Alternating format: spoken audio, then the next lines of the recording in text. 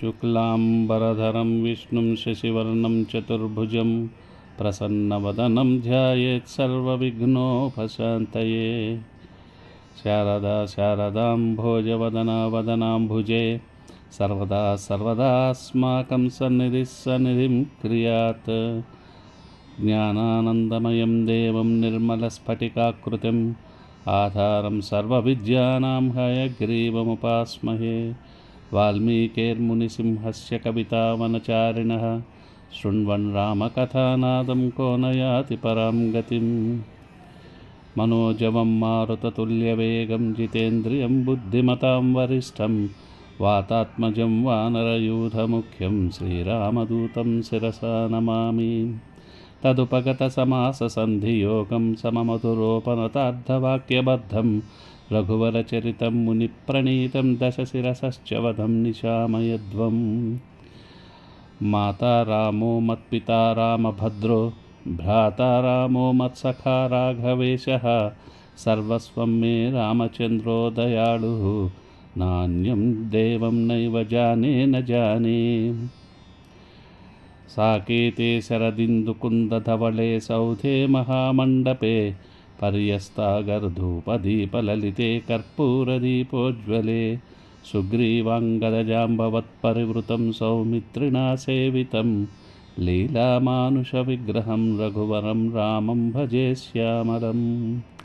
नमोऽस्तु रामाय सलक्ष्मणाय देव्यै च तस्यै जनकात्मजायै नमोऽस्तु रुद्रेन्द्रयमानिलेभ्यो नमोऽस्तु चन्द्रार्कमरुद्गणेभ्यः। श्रीमद्वाल्मीकिरामायणं बालकाण्ड नवम सर्ग। एतत् श्रुत्वा रहस्सूतो राजानमिदमब्रवीत्। ऋत्विग्भिः उपदिष्टोऽयं पुरावृत्तो मया श्रुतः। सनत्कुमारो भगवान् पूर्वं कथितवान् कथाम्। ऋषीणां सन्निधौ राजंस्तव पुत्रागमं प्रति काश्यपस्य तु पुत्रोऽस्ति विभण्डक इति श्रुतः। ऋष्यशृङ्ग इति ख्यातस्तस्य पुत्रो भविष्यति। सवने नित्यसमृद्धो मुनिर्वनचरः सदा नान्यं जानाति विप्रेन्द्रो नित्यं पित्रानुवर्तनात्। द्वैविध्यं ब्रह्मचर्यस्य भविष्यति महात्मनः लोकेषु प्रतितं राजन् विप्रैश्च कथितं सदा। तस्यैवं वर्तमानस्य कालः समभिवर्तते अग्निं शुश्रूषमाणस्य पितरं च यशस्विनम्। एतस्मिन्नेव काले तु रोमपादः प्रतापवान् अङ्गेषु प्रतितो राजा भविष्यति महाबलः। तस्य व्यतिक्रमद्राज्ञो भविष्यति सुदारुणा अनावृष्टिः सुघोरा वै सर्वभूतभयावहा।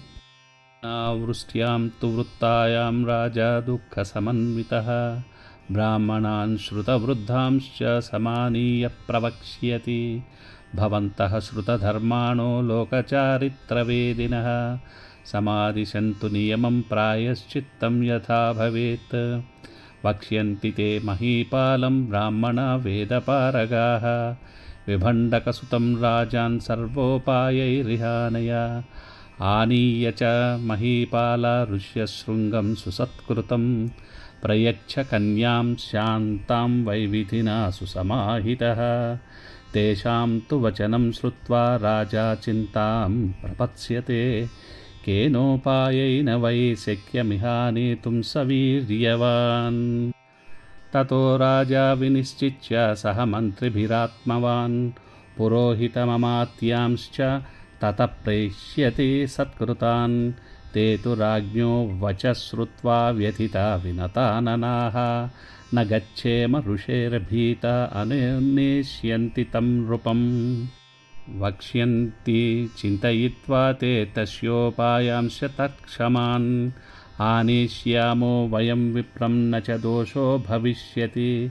एवमङ्गाधिपेनैव गणिकाभिर्ऋषे सुतः आनीतो वर्षयद्देवः शान्ता चास्मै प्रदीयते।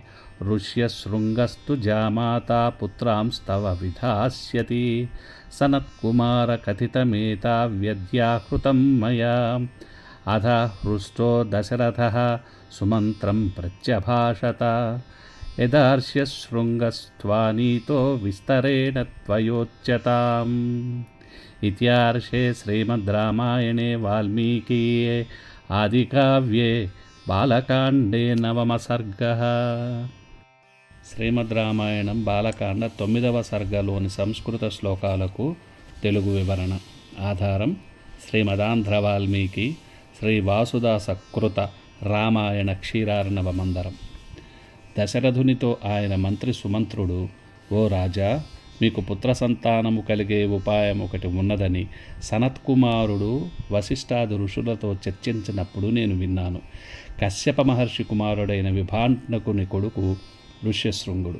చిత్రమైన పరిస్థితిలో విభాండకుని రేతస్సు కలిసిన నీటిని జింక ఒకటి తాగడంతో జింకకు ఋష్యశృంగుడు జన్మిస్తాడు. ఆయన తల మీద ఒక కొమ్ముతో ఉండేవాడు. విభాండకుడు ఋష్యశృంగుని ఆడవారు కనబడకుండా ఉండే విధంగా పెంచాడు. ఋష్యశృంగుడు ఎప్పుడూ వేదాధ్యయనము తపస్సులతో కాలం గడిపేవాడు. భగవద్ధ్యానంలో ఉండేవాడు.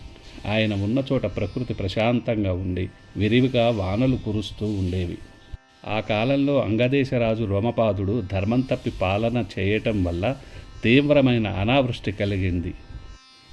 అంగరాజ్యంలో ఉన్న అనావృష్టి కారణం తెలుసుకున్న రాజు రోమపాదుడు బాధపడిన వాడై విద్యావేత్తలైన బ్రాహ్మణులను రప్పించి ఈ విపత్తు తొలగిపోయే ఉపాయం చెప్పమని అన్నాడు. ఆ జ్ఞానులు ఋష్యశృంగుని మన రాజ్యంలో కాలు మోపేటట్లు చేసినట్లయితే వర్షాలు కురుస్తాయని చెప్పారు. ఏదైనా ఉపాయంతో ఆయనను ఇక్కడికి రప్పించి మీ కుమార్తె అయిన శాంతను ఇచ్చి వివాహం చేసినట్లయితే ఈ సమస్య పరిష్కారం అవుతుందని చెప్పారు. రోమపాదుడు తమ రాజ్యంలోని అందమైన ఆడవారిని ఋష్యశృంగుని ఆశ్రమానికి పంపి ఆయనకు మోహం కలిగేటట్లు చేసి అంగదేశానికి రప్పించి అల్లుడిగా చేసుకుంటాడు. ఆ ఋష్యశృంగుని ఆధ్వర్యంలో జరిగే యాగ ఫలితంగా మీకు పుత్ర సంతాన ప్రాప్తి కలుగుతుందని ఋషులు మాట్లాడుకుంటుండగా విన్నాను అన్నాడు సుమంత్రుడు. స్వస్తి. మన సంస్కృతి వాంగ్మయము అపురూపమైనవి. రామాయణ భారత భాగవతాలను తరువాతి తరాలకు వినిపించాలనే మా తపనను లైక్ చేయడం, సబ్స్క్రైబ్ చేయడం ద్వారా ఆశీర్వదించండి.